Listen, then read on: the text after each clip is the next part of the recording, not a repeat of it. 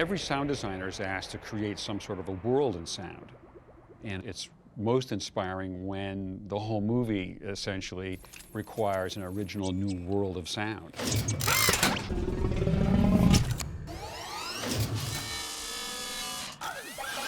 From the background sounds, the ambiances, the wind, the storms, the hum inside a spaceship, as well as the mechanical sounds of motors and robot arms and legs and treads.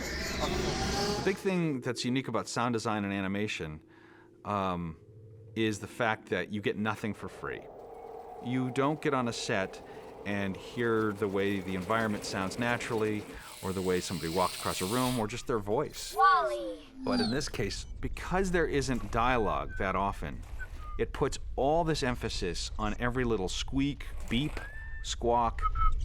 Now they all have to mean something. Or you have to be careful that if you use them, people will think they mean something. The sound that Eve and Wally made, that was their character. That was how people were going to connect to them. Ooh. So you have to be in complete control about whether there should be sound and what sounds they are and how many they are and when they happen. You learn that the most important thing that you can do as a sound designer is to make the right choice for the right sound at the right moment in a film.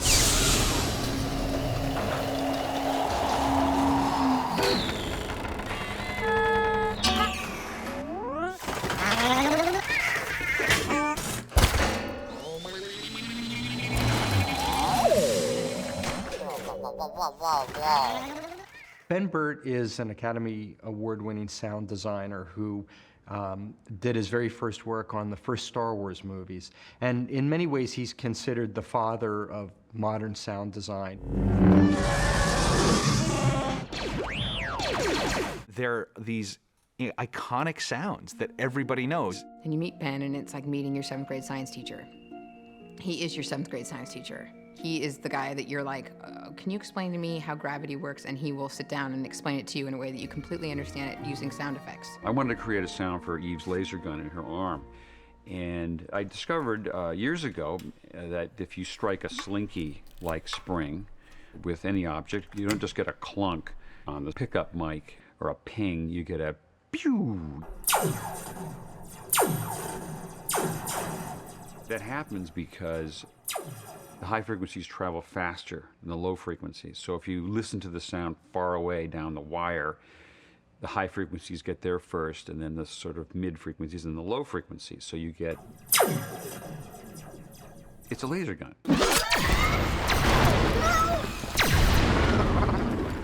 Most of my experience in creating sound has been in an era when you could go outside with a small portable tape recorder and gather sounds in the real world.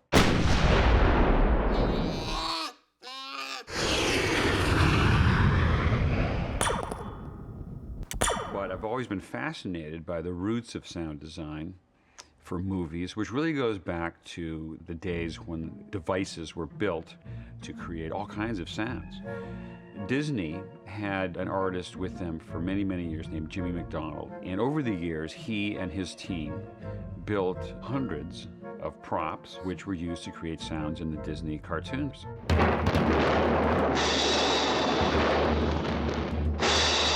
The Disney style was to use musical sounds for sound effects. If a character impacts on the wall,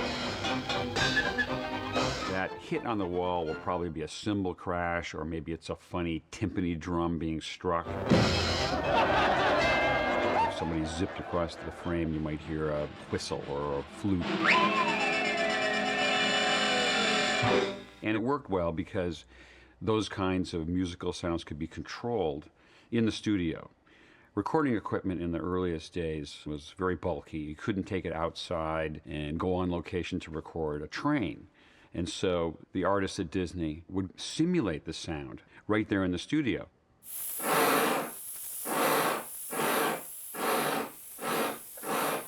These gadgets could be played as if they were musical instruments, and the timing of the sounds could be tailored to exactly match the picture.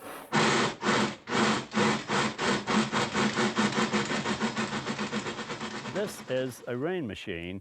I have it just loaded in there with little finishing nails, nailed all on strips, and then a couple hands full of Mexican peas. And by rotating it slowly, you'll get the rain sound.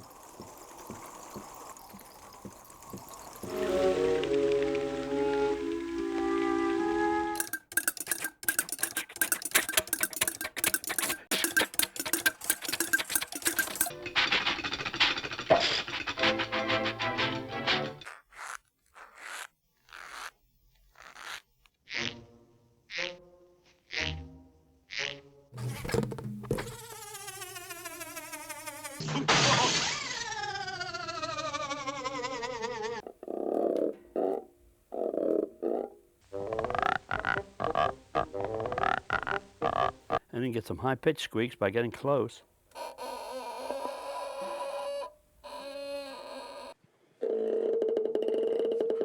Great. Fortunately, this collection has been preserved by Joe Harrington, sound mixer and sound designer at Walt Disney Imagineering. So I had the opportunity to get a fantastic tour. This is a classic piece of gear. Twist this clockwise, kind of fast. Okay. That was an old machine gun. Drawbridge chains. Hold that in your hand and pull that back. Okay. Oh yeah, screen door. Yeah. Right. Now see, I would have gone out and tried to find a screen door. You're going to a lot of trouble, driven somewhere, waited till it was quiet, but here it is right here. Fabulous. It's only been in recent years that I've kind of rediscovered the value of trying to stage or construct a device that you can control. In the earliest days of live action film and animation, if they needed wind, they would use a wind machine. And you can go fast and you can go slow, or you can speed up and create a gust of wind.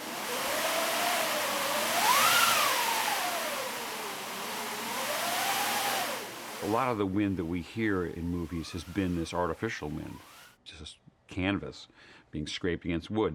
But actually I discovered by accident another way to get wind. And that particular sound was used in the big toxic waste storm.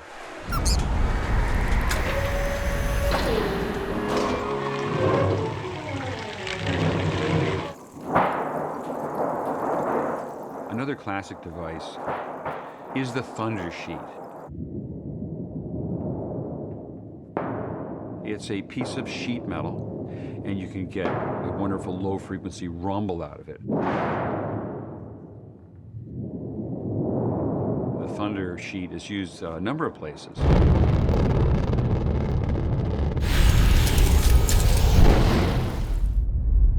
I think one of the reasons Ben is so good at his job is because he's a true fan of sound design, and he's an avid historian. He's always thinking and always working, and he's a total geek about sound. It makes him just that much more knowledgeable about what are the options, you know, what has been done and what could be done that hasn't. He's a bit like Mr. Wizard, you know, where you'd stop by his lab, he'd be like, "Oh, Angus, I'm glad you decided to show up. I'm working on the sound effect for Wally's treads, and I'm combining the sound of a chinchilla mating with a wildebeest driving a cement truck." It was something new for us also at PIXAR that we had a sound designer in-house on a film before post, you know. It was a little funny at first for me when Andrew would start evaluating sounds that I was making.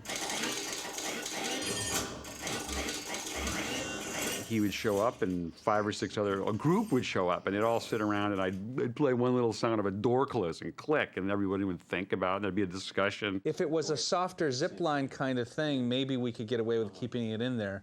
But I think whatever we end up in the final equation, we should let what his job is win out. We're dealing with sound effects on our initial rough storyboard reels to a level of commentary and critique that I would usually wait for post-production. That's a little too kazooey.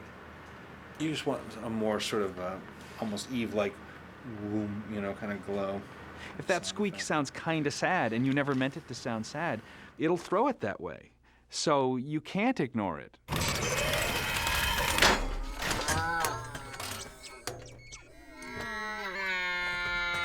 When Ben came on, he had to really figure out what's the overall language in this movie for these types of characters, and how does that fit into the overall soundscape that we're designing for the film.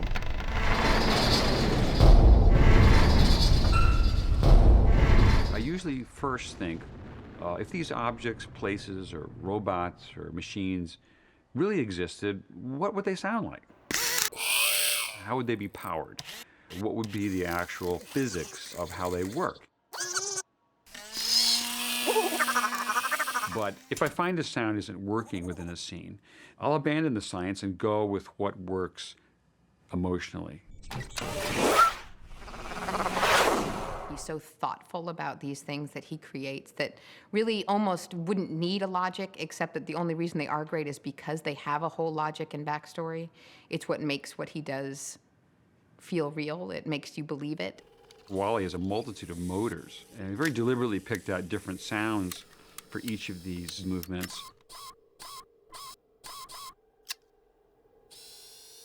And they can be orchestrated together to punctuate the emotions with sounds that are justifiable as part of his function.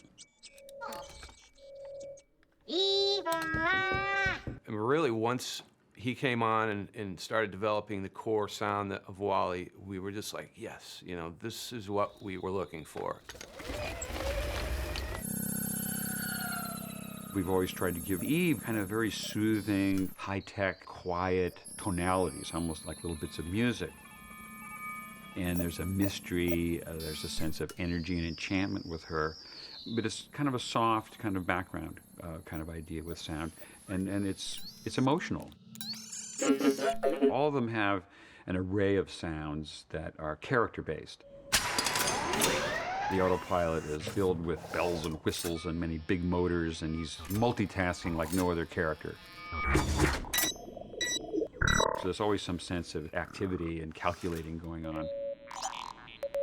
With Mo, he's sort of a nervous little cleaning droid, so often he's revving his motor a little bit, like he's eager to do something else. Little snippets of sound that keep him frenetic.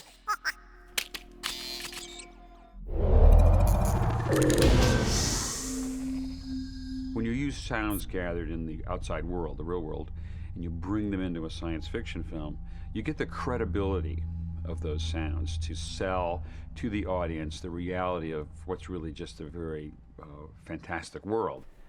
I heard a sound in an old war movie on TV. There was a private cranking a generator to provide power for an army radio in the field. I found one of these old army generators on eBay.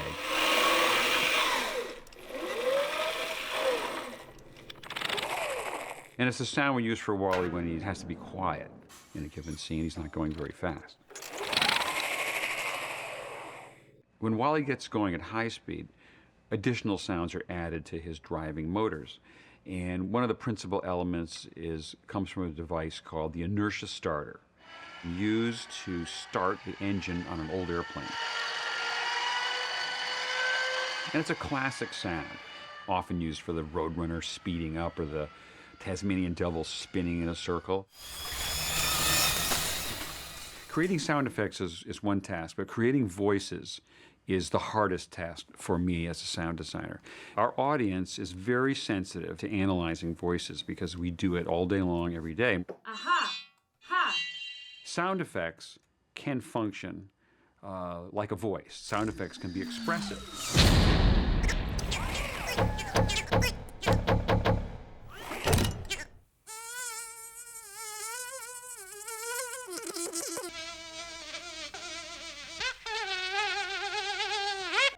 Another technique would be to start with the human performance and modulate a sound effect.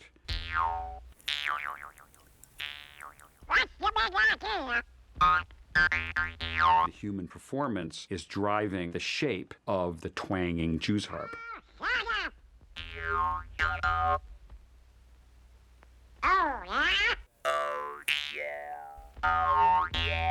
Disney was also responsible for using one of the most innovative electronic tools for modifying the human voice. Back in the 1940s, the device was called the Sonavox. And this device involved playing a sound over a small pair of speakers, and a performer would hold the speakers against their throat. The train sounds are all on here. You hold these over your vocal cords and move your lips, like this. All aboard, clear the track. All aboard, let's go. The voice of Eve is a modern example of the same technique. In this case, I'm using a device called a vocoder, and you can input into this device a human recording, a human voice at one end. Go ahead. In this case, it's Alyssa Knight. Directivo. Directivo. Directivo. I like that. And at the other side of the device, you can put in a tone. Directivo. Directivo. Changing the performance and giving it electronic nuances. Directive. You wanted to have all the soul of a human being might have in the performance, but you wanted it to sound like the voices were synthesized, that they were coming from a machine. Wally's voice started with recordings I would make of myself.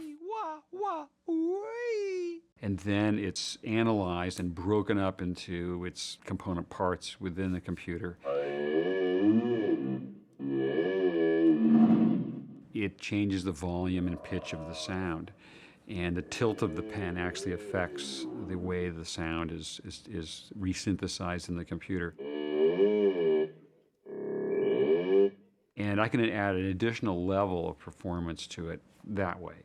Wally. There was probably a year's worth of work. No.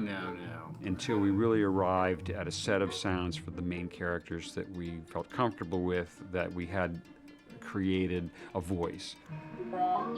My editor, Steve Schaefer, and I would just go through and go, all right, we need something that sounds sad but slightly hopeful, you know? And then you would just go through all these sounds. Wally.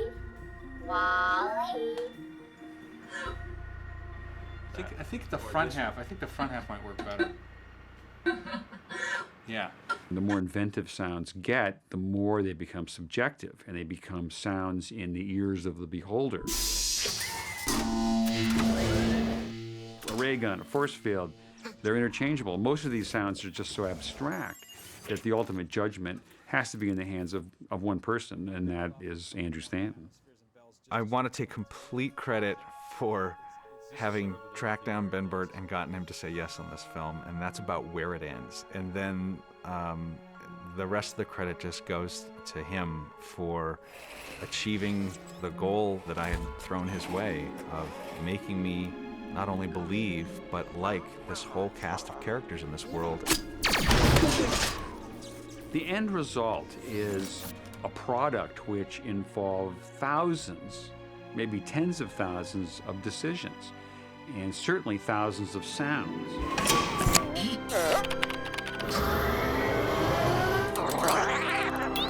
And all of these sounds add up to the world of Wally.